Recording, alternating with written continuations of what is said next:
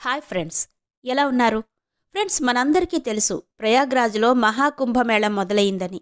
Friends, ఈ మహాకుంభమేళాలో పాల్గొనడానికి వివిధ రాష్ట్రాల నుంచి, దేశాల నుంచి తరలివచ్చారు ప్రజలు. ఫ్రెండ్స్, హిందూ మతంలో పుట్టిన ప్రతి ఒక్కరూ కూడా తమ జీవితంలో ఒక్కసారైనా సరే ఈ మహాకుంభమేళకు వెళ్లాలని, ఆ సంగమంలో స్నానం చేయాలని అనుకుంటూ ఉంటారు. ఇక్కడ మీకు మరొక ముఖ్యమైన విషయం కూడా చెప్పాలి. అదేంటంటే, ఈ కుంభమేళ 144 సంవత్సరాలకు ఒక్కసారి వచ్చే పూర్ణ మహాకుంభమేళ. ఇది కొన్ని ప్రత్యేక రాసులను బట్టి జరుగుతుంది. ఇప్పుడు వచ్చిన మహాకుంభమేళ మహాప్రముఖమైనది. ఈ కుంభమేళాలో గనుక మీరు హాజరైతే మీకు సకల దేవతల ఆశీర్వాదం లభిస్తుంది అని చెప్పారు. ఈ మహాకుంభమేళను ప్రభుత్వం చాలా వేడుకగా నిర్వహిస్తుంది. ఎక్కడ చూసినా చిన్న చిన్న ఘాట్లు, స్నానాల గదులు, ఉండడానికి ప్రత్యేక గదులు ఎన్నిటినో నిర్వహిస్తుంది. ఈ సమయంలో వచ్చే భక్తులందరూ కూడా ఎప్పటికీ గుర్తుండిపోయేలా, ఎటువంటి ఇబ్బంది పడకుండా ఉండేలా సకల చర్యలు చేపడుతున్నారు. అయితే ఇక్కడే ఒక అనుకోని సంఘటన అందరినీ కలవరంలోకి నెట్టేస్తుంది. అసలు ఆ తీవ్రవాదులు ఎవరు, ఎందుకొచ్చారు, తరువాత ఏం జరిగింది?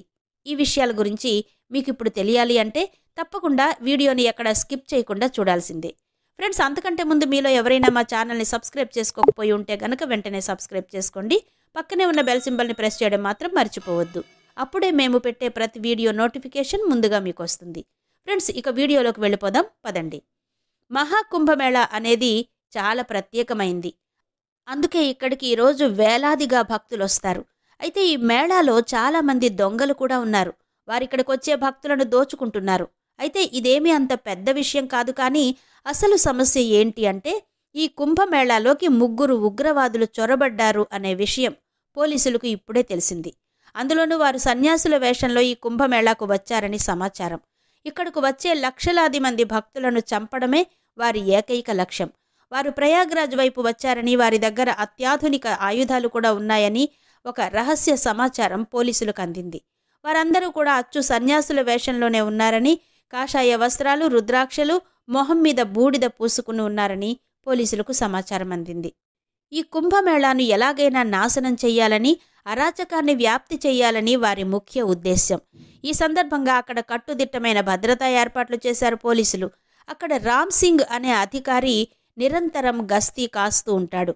ఇలాంటి అరాచక శక్తులను ఏరిపారేయడంలో రామ్ సింగ్కు ఎంతో నైపుణ్యం ఉంది. అయితే రామ్ సింగ్ ఆ రోజు గస్తీ కాస్తుండగా ఈ 3 ఉగ్రవాదులు ఆయనకు తారసపడ్డారు. అయితే వారిని చూసి మొదటిసారే ఈ 3 వ్యక్తులు ఎందుకో కొంచెం తేడాగా ఉన్నట్టు రామ్ సింగ్ గుర్తించారు. వారిని చూస్తున్నంతసేపు ఏదో తప్పు జరగబోతున్నట్టుగా ఊహించారు. ఆయన కళ్లల్లో భయం కనిపించింది. అయితే తన అనుచర గణాన్ని అలర్ట్ చేశాడు రామ్ సింగ్. ఈ 3ని వెంబడించమని, దూరం నుంచి నిఘా ఉంచమని ఆజ్ఞాపించాడు. పోలీసుల ముందు ఇప్పుడు చాలా పెద్ద సవాలు ఎదురైంది. ఏదేమైనా సరే అక్కడ మేళాలో ఎటువంటి నష్టం కలగకుండా ఆపాల్సిన బాధ్యత పోలీసుల మీద ఉంది. అయితే లక్షలాది మంది భక్తుల మధ్యలో ఆ 3 తీవ్రవాదులను కనిపెట్టడం, వారిని వెంబడించడం చాలా కష్టమైన పని. అంతేకాకుండా ఉగ్రవాదులు చాలా తెలివైనవారు. వారు తమ ఉనికిని దాచుకోవడానికి ఎన్నో వేషాలు వేసేవారు. అయితే ఎలా అయినా సరే ఈ 3ని పట్టుకోవాలని పోలీసులు నిర్ణయించుకున్నారు. మహాకుంభమేళాలో పలుచోట్ల సీసీ కెమెరాలు ఏర్పాటు చేశారు. అంతేకాదు అన్ని చోట్ల సాదాసీదా దుస్తుల్లో ఉన్న పోలీసులను నలువైపులా మోహరించారు. ఉగ్రవాదుల కార్యకలాపాలపై నిఘా పెట్టేందుకు కొంతమంది పోలీసులు సాధువుల రూపంలో కూడా వెళ్లారు. నిజానికి మహాకుంభమేళ చాలా పవిత్రమైన స్థలంగా హిందూ ప్రజలు భావిస్తారు. ఈ సందర్భంగా బాగా రద్దీగా ఉండే ప్రాంతాల్లో బాంబులు పెట్టాలని ఈ 3 ఉగ్రవాదులు ప్లాన్ చేసుకున్నారు. 3 ఉగ్రవాదుల దగ్గర చాలా అత్యాధునిక ఆయుధాలు కూడా ఉన్నాయి. వారి వద్ద పేలుడు పదార్థాలు, పెద్ద పెద్ద ఆయుధాలు ఉన్నాయి. ఉగ్రవాదుల కుట్రలను భగ్నం చేసేందుకు పోలీసులు కౌంటర్ ప్లాన్ వేశారు. ఉగ్రవాదులు వాడే కమ్యూనికేషన్ ఛానళ్లపై గట్టి నిఘా పెట్టారు. అదే సమయంలో సాంకేతిక పరికరాలను ఉపయోగించి ఉగ్రవాదుల ఆచూకీని ఇట్టే కనుగొన్నారు. కొన్ని గంటల ఉద్రిక్తత తర్వాత ఉగ్రవాదుల గురించి పోలీసులకు కొంత కీలక సమాచారం అందింది. రామ్ సింగ్ ఆ రహస్య సమాచారాన్ని పోలీసులతో పంచుకున్నాడు. ఈ 3 సాధువులను నిర్మానుష్య ప్రదేశంలో ఉన్నారని, వెంటనే వెళ్తే పట్టుకోవచ్చు అని దాని ఉద్దేశం. అయితే ఒక్కసారిగా అతన్ని పోలీసులందరూ చుట్టుముట్టారు. ఆ తర్వాత వారందరినీ ఒక్కొక్కటిగా ప్రశ్నలు అడగడం మొదలుపెట్టారు. అసలు వారు ఎవరు, ఎక్కడి నుంచి వచ్చారు, ఏ ప్రాంతానికి చెందినవారు? ఇటువంటి సాధారణ ప్రశ్నలను రామ్ సింగ్ వారిని అడిగాడు.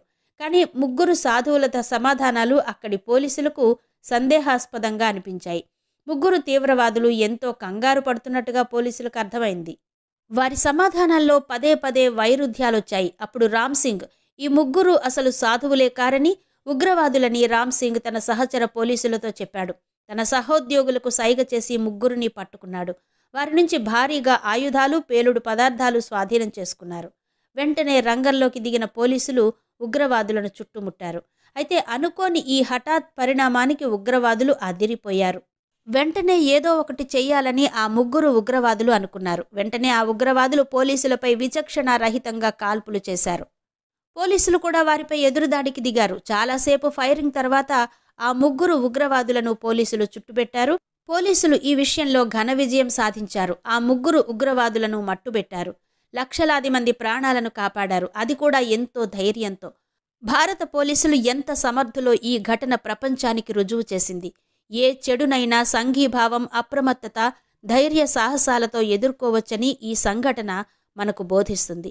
భారత పోలీసులు మరోసారి తమ పని శక్తిని, దృఢ సంకల్పాన్ని చూపించారు. చూశారు కదా ఫ్రెండ్స్, ఎలా ఉంది? క్రింద కమెంట్ బాక్స్లో చెప్పండి.